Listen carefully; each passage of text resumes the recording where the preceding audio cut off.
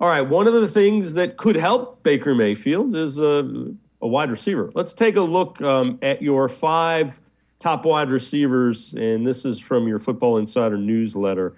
So these are the top 5 wide receivers in the draft. Who do you like, and who do you think fits the best for the Browns?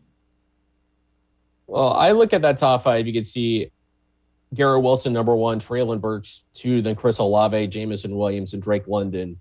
And I said it when I wrote the newsletter that I thought this top 5 was very close, very interchangeable. The Browns, I don't think could go wrong with these guys. I think Garrett Wilson, I put him in number 1 just because I see a guy who's very complete, can do a lot of things. He can separate so extremely well. He's great with the ball in his hands. He can catch the ball. He's acrobatic. I've talked before about just how special his body control is. He's a guy who can play in the slot and on the perimeter and do both extremely well. Number 2, Treylon Burks, a guy I absolutely love. The more I watch, the more, I read about him.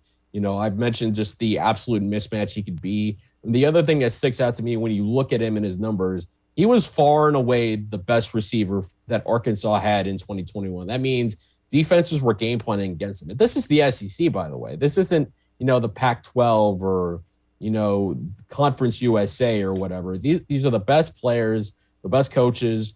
They're keying to stop Treylon Burks, and they couldn't do it the entire season. He was just that dominant. So that tells you a lot about who he is. Chris Olave, number 3.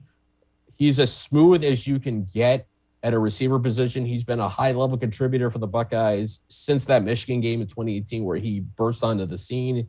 He's faster than people think. He's incredibly precise with his route running, and his hands are very good. I know he's had some drops in the past, particularly this season, but he's as dynamic as they get. Number 4, Jamison Williams. I really only have him at 4 because of the ACL surgery, the ACL injury he had early this month, And there's no question the kind of talent he is. He's unbelievably fast. He's got incredible hands. He knows how to make short catches and turn them into big plays.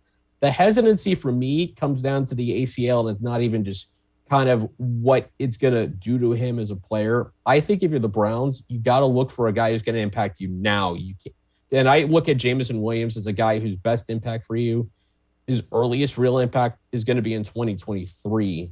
And I don't think if you're the Browns, you can afford to wait that long on a guy, even if he's the best guy. You got to get a guy now who can be an impactful player because you got to figure out what's going on at quarterback. And then number 5, Drake London. I love his size. I love the way he moves for a guy of his size. He's a guy who can make plays after the catch. And again, with that size at 6'5", 210 pounds, he could add a little more weight to his frame. I think he will over time.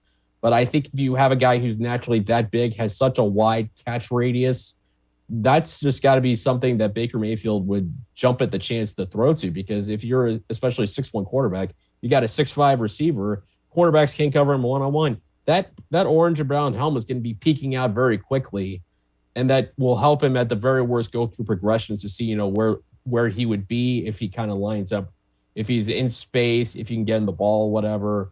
But I look at these top 5 guys, pretty much any of them I think would be good fits for the Browns in the first round. This is just kind of, as it stands right now on January 24th, my preference for how I would kind of go in the top 5.